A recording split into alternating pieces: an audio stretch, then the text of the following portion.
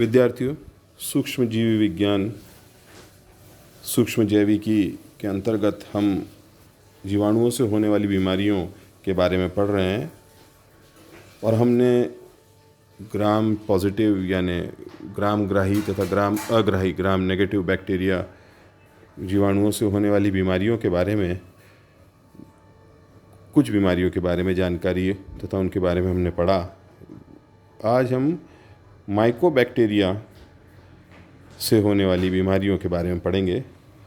Mycobacteria bacteria की वो class है जो अगतिशील है और रॉड शेप शलाका के आकार की संरचना इनकी होती है।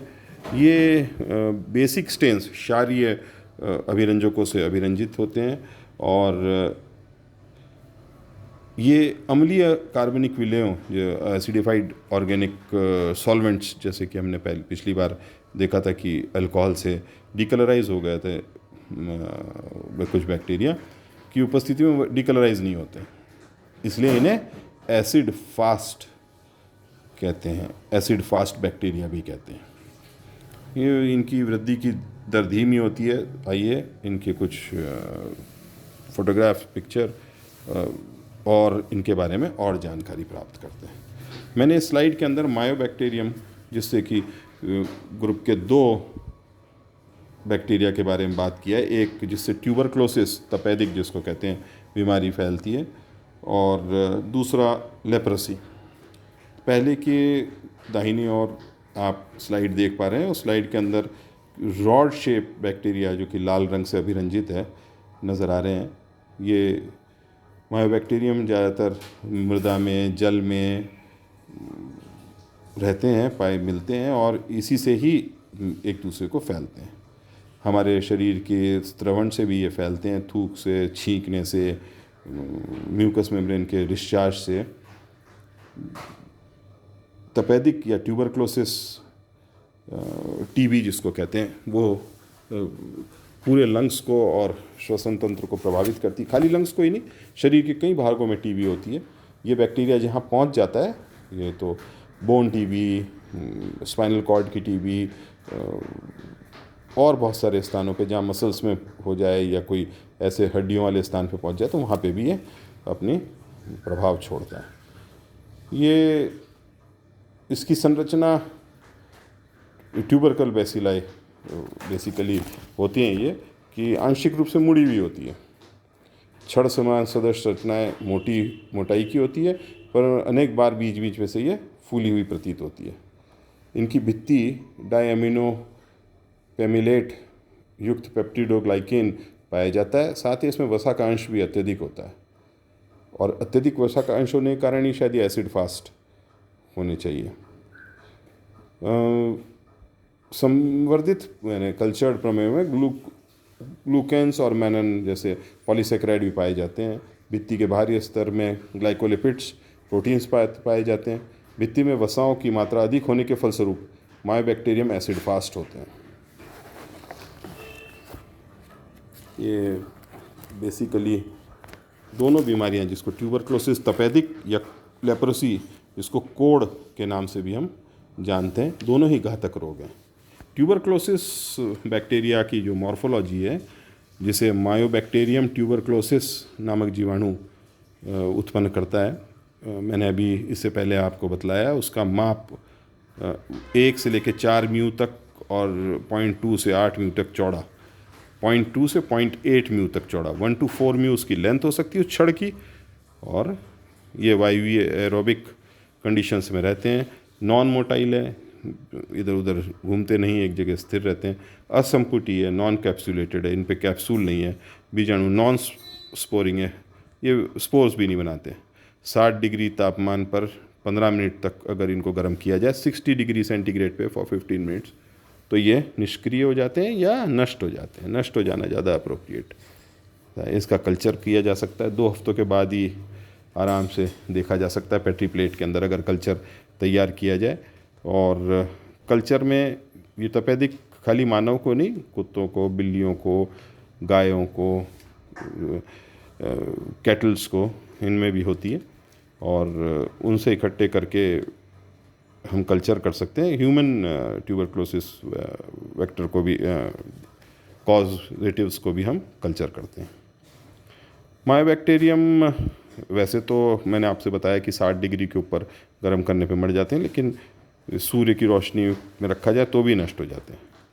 थूक में ये उपस्थित रहते हैं। मैंने इससे पहले आपसे कहा कि मानव स्त्रवण से थूक हुआ, म्यूकस मेम्ब्रेन के डिस्चार्ज हुए, उनमें नाक और मुंह के डिस्चार्ज में उनमें 20-30 घंटे तक जिंदा रहते हैं। इसलिए ट्यूबरक्लोसिस पेशेंट्स को मास्क पहनने के लिए, उनसे दूरी रखने के लिए कहा जाता है। उन्हें अलग वार्ड में रखा जाता है और उन्हें सेग्रीगेट करके रखने के लिए प्रथा है कि जिससे वो इधर उधर ना फैलाए। और उनको जो स्टाफ डील करता है, नर्सिंग स्टाफ या डॉक्टर्स, वो भी ग्लव्स, दस्ताने और मास्क पहन करके उनको अटेंड करते हैं। बाकी एपिडेमियोलॉजी के पॉइंट के हिसाब से ये लगभग पूरे विश्व में फैला हुआ है। जहाँ ठंडे प्रदेश है वहाँ पे भी, और जहाँ ये बच्चों में भी, पहले इसे डिजीज़ ऑफ रॉयल कहा जाता था कि इसे बड़ों को जो कमरों में रहते हैं, झुक के काम करते हैं, लगातार काम करते हैं, लेकिन अब ये बहुत ज़्यादा फैल गया है। और अब तो ये पहाड़ी क्षेत्र में भी, जहाँ पे पहले इनके सैनिटोरियम्स ऊंची और पहाड़ी स्थानों पे होते थे, वहाँ पर ट्यूबरक्लोसिस अब वहाँ पे भी पहुँच गया।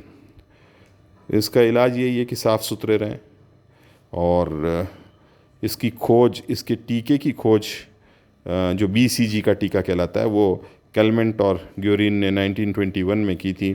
और इन्होंने टीका जो बना बेसिलस कैलमेट ग्योरिन, इन्हीं के नाम पे आगे बेसिलस, तो बेसिलाई के बारे में बेसिलाई और कैलमेट एंड ग्योरिन दोनों साइंटिस्ट ने अपने नाम से BCG का टीका या BCG वैक्सीनेशन, ये बचपन में भी वैक्सीनेट किया जाता है। फिर लेटर ऑन उसके बूस्टर डोजेस भी लगाए जाते हैं। इनके सरकार की कोशिश और लगातार कोशिश से इसको कंट्रोल करने की कोशिश की जा रही है। इसमें आइसोनाइजाइड्स और स्ट्रेप्टोमाइसिन, रिफामाइसिन, ये इसके कुछ विशेष एंटीबायोटिक्स है जो लंबे समय तक, साइक्लोसेरिन जो लगभग 6-7 महीने तक लगातार नियत समय पर लेने पर इससे छुटकारा मिल सकता है। जहाँ तक लेप्रोसी का सवाल है, ये कुष्ठ रोग कहलाता है या कोढ़ कहलाता है। लंबे समय से, वैदिक काल से हमें इसकी जानकारी है। और इसकी लेप्रे बेसिलाई के बारे में 1868 में हैंसन ने माइक्रोस्कोप के नीचे इसकी स्लाइड्स बनवा करके और उसके बाद इसको पहचान करके बताया कि ये इस प्रकार का एक बैक्टीरिया है जो हमारे टिश्यू को ख़राब करता है।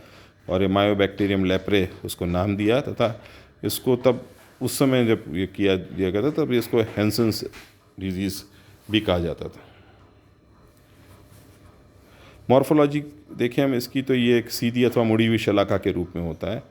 ये भी रॉड के, चूँकि मायोबैक्टीरियम है ये भी, तो वही रॉड शेप होता है। 1.8 म्यू लंबा और लगभग 2.2 से 0.5 म्यू आकार चौड़ा इसकी रचना है। ये भी एसिड फास्ट है। ये बेसिकली तो पॉजिटिव स्टेन है, लेकिन ये ग्राम पॉजिटिव बेसिलाई है, वह प्रकृति से एसिड फास्ट होता है और समूह में पाए जाते हैं इसके, इसलिए इसे ग्लोब भी कहते हैं। इसके अंदर आप देख सकते हो, जो दूसरा वाला डायग्राम है, जो गोल फोटोग्राफ है स्लाइड की, उसके अंदर आप वो जो रेड कलर से स्टेन दिख रहे हैं, वो लेप्रे के बैक्टीरिया लेप्रे बेसिलाई है। इसके मानव में लंबे समय से व्याप्त रहता है और काफ़ी टाइम लगता है। ये पेरिफेरल नर्व्स पे और नेसल म्यूकोसा को प्रभावित करता है। पेरिफेरल नर्व्स तक परिधीय तंत्रिकाओं पर अटैक करता है। इस रोग में 4 प्रकार से विभक्त किया जाता है: लेप्टोमेटस, ट्यूबरिकुलॉइड, डाइमॉर्फस एंड इंटरमीडिएट। ये प्रतिरोधक तंत्र में के अनुरूप फैलता है। और अगर इम्यूनिटी वीक हो तो बहुत तेज़ी से फैलता है। डिसफिगरमेंट जिसे कहना चाहिए, नाक का, उंगलियों का एक्सट्रीमिटी, उस पर ये डिसफिगर हो जाती हैं, ख़राब हो जाती हैं, मुड़ जाती हैं, घाव बन जाते हैं और नोड्यूल्स बन जाते हैं। नाक की कार्टिलेज ख़त्म हो जाती हैं और इस प्रकार से एक अजीब सी बेडॉल सी शक्ल और उंगलियां हो जाने के कारण लोग इससे चिढ़ते भी हैं। इसमें जो इसकी प्रतिरोधक क्षमता जिसकी कम हो जाती है, उसके कारण इसको उनको ज़्यादा जल्दी से लग जाता है। एक टेस्ट है लेप्रोमिन टेस्ट, उससे इस टेस्ट का पता, इस डिजीज़ का पता किया जाता है। और कुछ सफ़ेद धब्बे शरीर पे बन जाते हैं ट्यूबरक्लॉइड लेप्रोसी में। ये ट्यूबरक्लॉइड लेप्रोसी के अंदर ये सफ़ेद इनसेंसिटिव चिकने से घाव बनते हैं, दाग बनते हैं, धब्बे बनते हैं। उन पे अगर नीडल लगाई जाए तो वो महसूस नहीं होता, क्योंकि नर्व के को इन्वॉल्व करने वाली डिजीज़ है, इसलिए वहाँ का नर्व डिजनरेशन, पेरिफेरल नर्व की डिजनरेशन होने के कारण वो इस तरह से नहीं लगता है। कुछ रोग के निदान के लिए, ट्यूबरक्लॉइड प्रकार के रोगों के लिए आसान है, उनमें तो ऊपर से एप्लीकेशन और बाकी इसको रोकने की कोशिश, कई तरह की ट्रीटमेंट की जाती है और सल्फोनोल्स का प्रयोग मेन तौर पे किया जाता है। DDS डेप्सोना यूज़ किया जाता है इसके लिए। क्लोफ्राजीमीन यूज़ किया जाता है, रिफामाइसिन जो कि ट्यूबरक्लोसिस के लिए भी किया जाता है। यहाँ तक कि ट्यूबरक्लोसिस वाले टीके से भी इसका इलाज करने का प्रयास किया जाता है। इसके साथ साथ एक्टिनोमाइसिटीज़ से भी डिजीज़ होती हैं और एक्टिनोमाइटिस भी कारण है। ये ब्रांच, जैसे कि आपके पास ये मैंने 3 टाइप के इसमें एक्टिनोमाइसीज, नोकार्डिया एंड स्ट्रेप्टोमाइटिस माइसिटीज़ की मैंने 3 फोटोग्राफ इसमें लगाए और आप इसमें देख सकते हो तो ये ब्रांच्ड है, long and branched gram positive bacteria माने जाते हैं ये। और इनमें शाखा ऐसे लगते हैं जैसे ब्रांचेस हैं, और ये शाखाओं के फंजाई की शाखा के, कवक की शाखाओं की तरह प्रतीत होते हैं। इसलिए इसको कई बार उनके साथ ही रखने की, पहले जब तक 1878 तक जब हार्ड्स ने ये एक्टिनोमाइसिटीज़ शब्द का प्रयोग नहीं किया था, तब तक इनको उसके बाद ही इसको एक्टिनोमाइसिटिल कुल में और 8 फैमिलियों के साथ रखा गया। और ये माइसीलियम जैसे बनाते हैं, जैसे फंगस के अंदर माइसीलियम बनती है, इसमें जाति में कैटलेस पाया जाता है, कईयों में नहीं पाया जाता, कुछ जातियों में पाया जाता है। और ये इसकी एक खासियत और है कि ये मेटल्स पे भी इफ़ेक्ट डालता है, कि मेटल्स पे इफ़ेक्ट डालता है कि कुछ में इसमें फ्लैजिला भी मौजूद होती है। तो ये अपने जीवन चक्र स्पोर और नॉर्मल जो अपनी वृद्धि अवस्था है उसमें पूरा करता है, और एक स्पोर फॉर्म के अंदर भी ये अपनी लाइफ लीड करता है। इनके जो ये तीनों फॉर्म मैंने जो साइड में रखे हैं, इनसे डिजीज़ेस होती हैं और ये एंडोस्पोर्स बनाते हैं। लैक्टिक एसिड बैक्टीरिया, जैसे कहना चाहिए कि दूध को ख़राब करना, और ये सब चीज़ों के अंदर इनका एक बहुत इम्पॉर्टेंट रोल है। ये मरीजों के ऊतक में सूजन पैदा कर देते हैं, गांठें व घाव उत्पन्न हो जाते हैं। उसमें सल्फ़र मौजूद होता है, इस कारण इनमें खुद में, इस बैक्टीरिया में, इसमें रोग प्रमुखतः वक्ष और उदर भागों में फैलते हैं। फेफड़े, यकृत, सीकम आदि अंगों को भी प्रभावित करते हैं।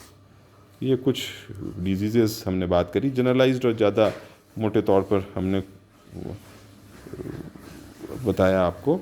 और ये बैक्टीरिया, माइको बैक्टीरिया और एक्टिनोमाइसीज से होने वाली डिजीज़ के बारे में बात करी। आगे हम अन्य कक्षा में बाकी क्लास के बारे में बात करेंगे।